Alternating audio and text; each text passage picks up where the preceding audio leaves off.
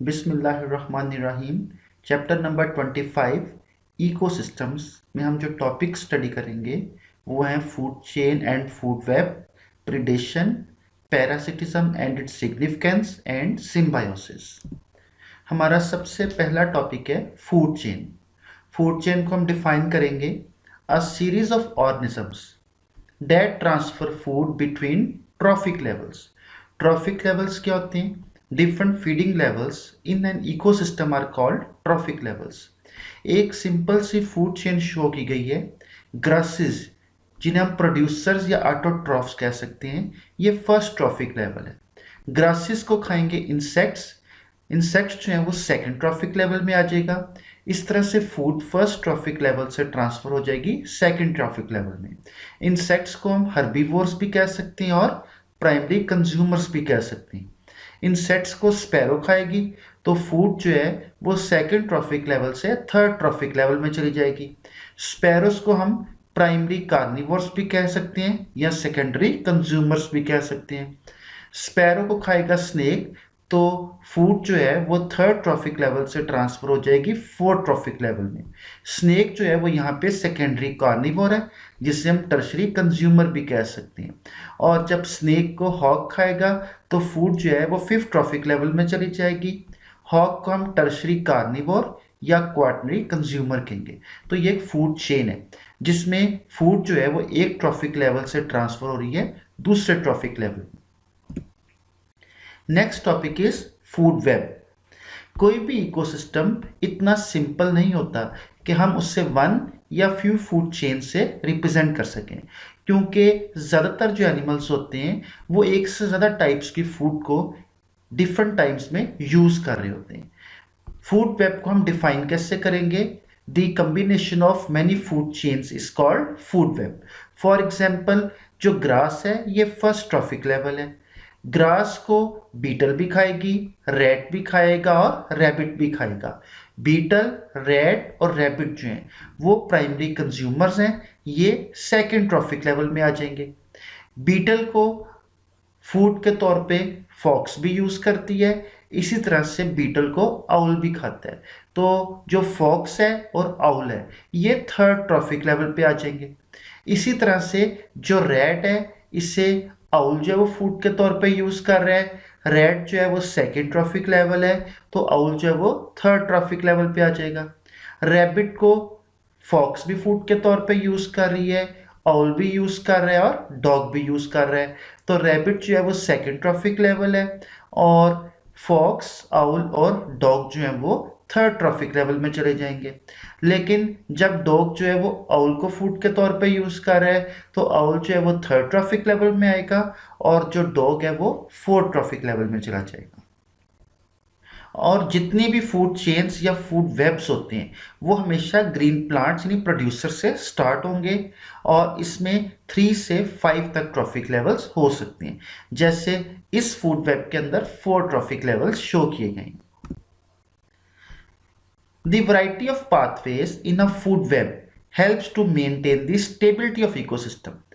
For example, owl जो है वो रैबिट और माइस दोनों को फूड के तौर पे यूज़ करता है, लेकिन अगर किसी डिजीज़ की वजह से रैबिट्स की पॉपुलेशन रिड्यूस हो जाए तो प्लांट्स को खाने वाले रैबिट्स कम होने से प्लांट्स कम कंज्यूम होंगे। The large plant populations produce more fruits and seeds. और जब प्लांट्स जो हैं, प्रोड्यूसर्स जो है, उनकी पॉपुलेशन बहुत ज़्यादा हो जाएगी तो वो ज़्यादा फ्रूट्स और सीड्स प्रोड्यूस करेंगे, जिसकी वजह से माउस की पॉपुलेशन जो है वो भी बहुत ज़्यादा हो जाएगी। और जब माइस नंबर में बहुत ज़्यादा हो जाएंगे तो वो मेजर फूड सोर्स बन जाएंगे आउल्स का। और रैबिट्स की पॉपुलेशन जो है वो आहिस्ता आहिस्ता इंक्रीज करनी शुरू कर देगी और जो प्राइमरी कंज्यूमर्स हैं यानी रैबिट्स हैं वो दोबारा से आउल की फूड का एक बहुत बड़ा सोर्स बन जाएंगे, जिसकी वजह से नेचर में बैलेंस मेंटेन रहेगा। Next topic is predation and its significance. Predator क्या होता है? An animal that preys on other animals is a predator. और प्रिडेटर हमेशा एक कंज्यूमर होगा। प्रे क्या होता है? The animal that is caught and eaten is the pray.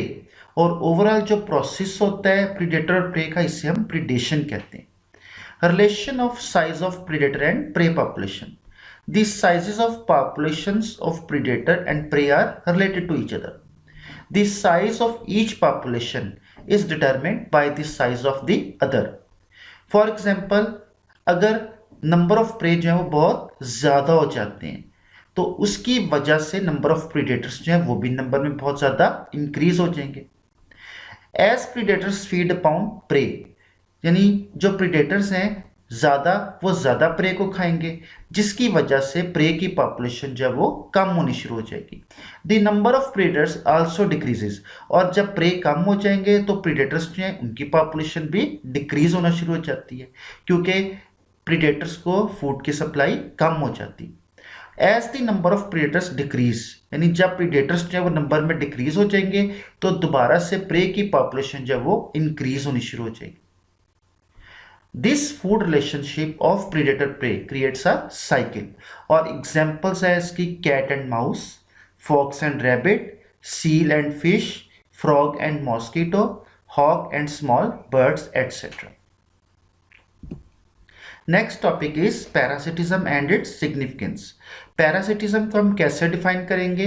This is an association between a host and parasite which involves providing the parasite with food, protection and conditions for its survival। यानी parasite जो एक ऐसा organism होता है जो अपने host में रहता है और अपने होस्ट से फूड भी लेता है, प्रोटेक्शन भी लेता है और सर्वाइवल के लिए कंडीशंस भी लेता है। और पैरासाइट जो है वो अपने होस्ट के लिए हार्मफुल भी हो सकता है और बाज़ दफ़ा हार्मफुल नहीं भी होता। Next is infestation. इन्फेस्टेशन को हम कैसे डिफाइन करेंगे? Diseases in living organisms which are caused by parasites are called infestations। parasites की two types होती हैं, ectoparasites, parasite living outside the body of the host is called ectoparasite। यानी इसकी example है डेंड्रफ, जो कि एक फंगस है और हमारे हेयर्स में रहती है। ये एक्टोपैरासाइट है क्योंकि ये बॉडी की सरफेस पे रह रही है, और एंडोपैरासाइट्स जो होते हैं वो होस्ट की बॉडी के अंदर रहते हैं, और इसकी एग्जाम्पल है टेप वर्म की, जो कि ह्यूमन की इंटेस्टाइन में रहता है। Next very important topic is symbiosis. Symbiosis को हम कैसे डिफाइन करेंगे? N intimate long term association between two different organisms is called symbiosis. और सिम्बायोसिस की टू टाइप्स हम स्टडी करेंगे। First is mutualism. म्यूचुअलिज्म को हम डिफाइन करेंगे symbiotic relationship in which both organisms get benefit, और इसके हम एग्जाम्पल स्टडी करेंगे लाइकन्स, माइकोराइजी, इंसेक्ट्स एंड पोलन्स और रूट नोड्यूल्स। और सेकंड टाइप होगी commensalism. It is the symbiotic relationship in which one organism is benefited and other is unaffected, और इसमें हम स्टडी करेंगे शार्क और रिमोरस का रिलेशनशिप और लाइकन्स और ट्री ट्रंक का रिलेशनशिप। सबसे पहले हम स्टडी करेंगे म्यूचुअलिज्म में लाइकन्स। लाइकन्स की डेफिनेशन हम कैसे करेंगे? Lichen is a dual organism composed of symbiotic association of an alga living with a fungus mycelium. यानी लाइकन जो है वो एक म्यूचुअल बेनिफिशियल एसोसिएशन होता है फंजाई और एल्गी में, और लाइकन्स में जो पार्टनर एल्गी है ये फोटोसिंथेटिक है और ये फंगस को फोटोसिंथेसिस से शुगर्स बना के भी प्रोवाइड करेगा। इसके अलावा जो फोटोसिंथेसिस में ऑक्सीजन रिलीज होगी वो भी फंगस को प्रोवाइड करेगा, और रिटर्न में फंगस जो होती है वो एल्गी को शेल्टर भी देगी और मिनरल आइंस भी प्रोवाइड करती है। और जो लाइकन्स होते हैं ये या तो ट्री ट्रंक्स के ऊपर ग्रो करते हैं या बैरन रॉक्स के ऊपर ग्रो करते हैं। Second type is mycorrhizae. Mycorrhizal association between the roots of plants growing in acidic soil and certain fungi। यानी माइकोराइजी जो है ये एक म्यूचुअल बेनिफिशियल एसोसिएशन होता है हायर प्लांट्स की रूट्स में और फंजाई में, और ये एक पाइन बना हुआ है। इसकी जो रूट्स हैं इनका एसोसिएशन है फंगल हाइफी के साथ, और जो फंगल हाइफी होते हैं वो रूट के सरफेस एरिया को बहुत ज़्यादा इंक्रीज कर देते हैं, जिसकी वजह से वाटर की और न्यूट्रिएंट्स की जो अब्जॉर्प्शन होती है प्लांट की वो इंक्रीज हो जाएगी। तो जो एसोसिएशन होता है माइकोराइजी का, इसमें जो फंगस होती है वो प्लांट को प्रोवाइड करती है मिनरल आयंस और वाटर वगैरह, और जो ट्री है जैसे बीच है या पाइन है वो फंगस को कार्बोहाइड्रेट डाइजेस्टिव एंजाइम प्रोवाइड करते हैं। तो इस तरह से दोनों का म्यूचुअल बेनिफिशियल एसोसिएशन होगा। थर्ड है इंसेक्ट्स एंड पोलन्स। जो इंसेक्ट्स होते हैं जब वो फ्लावर के ऊपर आते हैं नेक्टर को सक करने के लिए, तो इंसेक्ट्स की बॉडीज के साथ पोलन ग्रेन्स अटैच हो जाते हैं। और प्लांट को फायदा क्या होता है कि प्लांट को पोलिनेशन में हेल्प मिलेगी, और इंसेक्ट को क्या फायदा होगा कि वो प्लांट से नेक्टर ऑब्टेन करेगा। Next symbiotic relationship is root nodules. जो लेग्यूमिनस प्लांट्स होते हैं इनकी रूट्स में रूट नोड्यूल्स होते हैं। लेग्यूमिनस प्लांट्स की एग्जांपल्स हैं पी और बीन वगैरह। इन रूट नोड्यूल्स के अंदर नाइट्रोजन फिक्सिंग बैक्टीरिया रहते हैं जिन्हें हम राइजोबियम कहते हैं, और ये राइजोबियम एयर की नाइट्रोजन को अमीनो एसिड्स में चेंज करते हैं, और ये अमीनो एसिड्स लेग्यूम प्लांट को सप्लाई होते हैं, और जो प्लांट है वो रिटर्न में बैक्टीरिया को कार्बोहाइड्रेट्स प्रोवाइड करता है। इस तरह से ये भी म्यूचुअल बेनिफिशियल एसोसिएशन है। Next is commensalism. It is the type of relationship in which one organism gets benefit and other is unaffected. जैसे शार्क जो है इसकी बैक पे स्मॉल फिश अटैच हो जाती है जिससे रिमोरस कहते हैं, और रिमोरस जो है ये शार्क से फ्री राइड भी लेती है। इसके अलावा जब शार्क जो है वो अपने प्रे को पकड़ती है और उसे खाती है तो जो रिमेनिंग हिस्से होते हैं उन्हें रिमोरस अपनी फूड के तौर पे यूज करती है। अब रिमोरस को बेनिफिट है कि उसे फूड भी मिली और फ्री राइड भी, लेकिन शार्क जो है उसे ना कोई बेनिफिट है और ना कोई लॉस है। इसी तरह से एक रिलेशनशिप कमेंसलिज्म का जो बुक में नहीं है वो है लाइकन्स जो है वो ट्री ट्रंक के ऊपर ग्रो करती हैं। अब लाइकन्स को बेनिफिट है कि उन्हें हैबिटेट मिल गया, और ट्री ट्रंक को ना कोई बेनिफिट है ना कोई लॉस है, तो इससे हम कमेंसलिज्म कहते हैं। Now we will study some important short questions. First, define food chain and food web. Second, define predator and prey. Give example. Third, define parasitism. Fourth, define infestation. Fifth, define ectoparasite and endoparasite. Give examples.